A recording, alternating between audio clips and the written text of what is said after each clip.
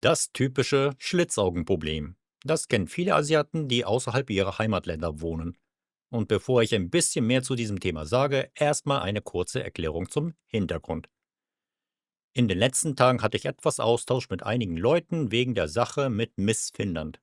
Die ehemalige Miss Finnland, Sarah Javce, postete dieses Foto auf Social Media, bevor sie mit einem Chinesen essen gehen wollte. Zunächst sagte sie, dass sie bei der Geste nur wegen starker Kopfschmerzen ihre Schläfen massiert hätte. Etwas später wurde das Problem ein bisschen größer. Ihr wurde der Titel Miss Finnland aberkannt und sie postete folgenden Text auf ihrem Instagram-Account. Links Original, rechts eben die Übersetzung. Also ein klassisches Beispiel für eine Nichtentschuldigung. Es wird nicht erklärt, was konkret passiert ist. Der Fokus liegt nicht auf der eigenen Handlung, sondern auf den negativen Gefühlen anderer. Verantwortung wird zwar erwähnt, aber Konsequenzen fehlen und der Text bleibt austauschbar und inhaltsleer. Daraufhin meldeten sich einige Politiker, also Abgeordnete des finnischen Parlaments, die solche Bilder online gestellt haben oder das Verhalten gerechtfertigt haben, nach dem Motto: so etwas macht doch jeder. Das ist so der Hintergrund. Und da wurde ich von einigen Leuten gefragt, was ich von der Sache mit den Finnen halte oder ob ich denke, wie sie, dass die Finnen heute so rassistisch sind. Und es wurde auch dabei gesagt, man habe in Deutschland nie Rassismus gegen Asiaten gesehen. Und da dachte ich mir, okay, ich mache hier mal ein kleines Video zu dem gesamten Thema. Als Japaner kann ich schon mal sagen, dass Rassismus gegenüber Asiaten in Deutschland natürlich existiert. Ich war auch unzählige Male betroffen, nicht nur als Kind, sondern auch in den letzten Jahren, also beleidigende Aussagen, offensichtliches Ausgrenzen, Angriffe, Benachteiligung oder auch im Alltag, angefangen beim unnachgiebigen Zurufen wie Sheng Shang Chong oder Ni Hao oder Fragen, warum wir Katzen und Hunde essen oder eine super lustige Werbung von einem Baumarkt. Auch wenn da einige meinen, das sei doch kein Rassismus, sondern nur ein Witz, Scherz, du hast nur keine Ahnung. In einigen Fällen wurde mir auch gesagt, das sei nur meine Einbildung. Denn warum sollte man was gegen Japaner haben? Japaner sind doch immer höflich und fleißig. Die sind gut. Und hier möchte ich zu dem Punkt kommen, der mir heute am wichtigsten ist. In solchen Gesprächen tauchen sehr oft extreme Aussagen auf. In Deutschland gibt es keinen Rassismus gegen Asiaten. Japaner sind doch auch rassistisch. In Finnland ist das so aktuell mit Rassismus gegen Asiaten. Auf den ersten Blick wirken alle Aussagen so, als würden sie sich mit Rassismus irgendwie beschäftigen, aber in Wirklichkeit haben sie aber ein gemeinsames, großes Problem. Sie vereinfachen die Realität so stark, dass das Nachdenken darüber einfach gestoppt wird.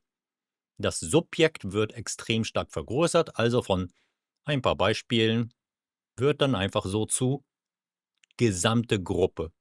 So, das Problem der Aussage, Rassismus existiert nicht. Schauen wir uns mal zunächst diese Aussage an. In Deutschland gibt es keinen Rassismus gegen Asiaten. Oft steckt dahinter keine böse Absicht. Viele meinen es sogar positiv.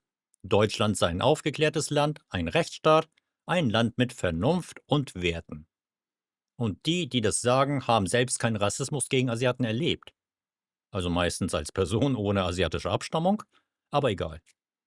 Nur genau da liegt das Problem.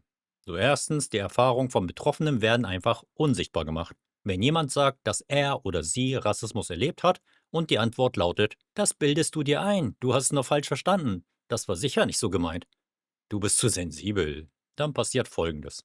Diese Person verliert einfach faktisch das Recht, über ihre eigene Erfahrung zu sprechen. Rassismus wird dadurch nicht widerlegt, sondern zum Schweigen gebracht. Und wenn etwas offiziell einfach gar nicht existiert, gibt es auch keinen Grund, keinen Anlass, etwas zu verbessern oder überhaupt etwas zu sprechen. Problem gelöst, nicht wahr? Coole Sache. Nein. Zweitens, die Formen vom Rassismus werden falsch verstanden.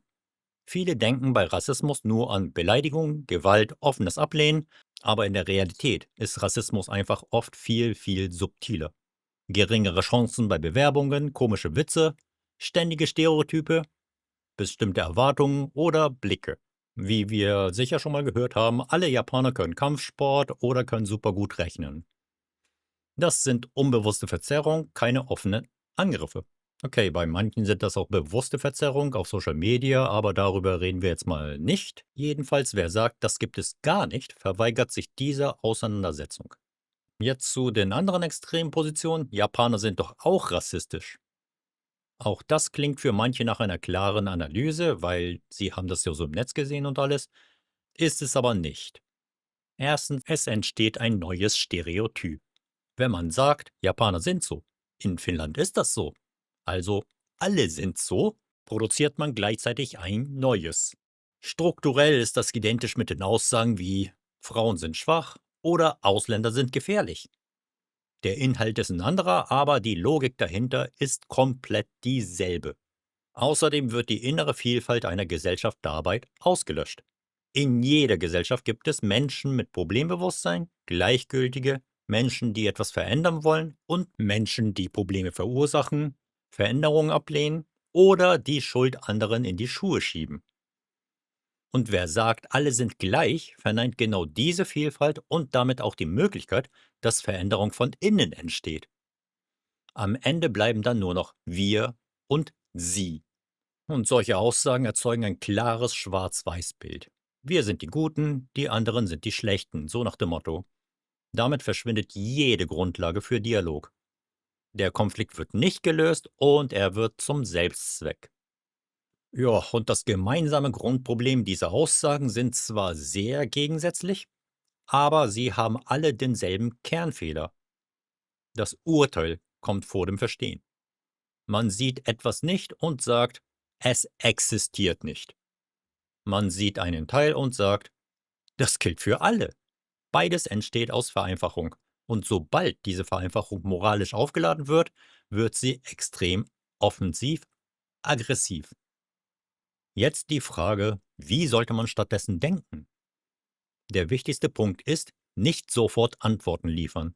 Zuerst Fragen stellen, warum wurde etwas so wahrgenommen? Wer ist involviert? In welchem Kontext ist es passiert? Wo genau liegt das Problem?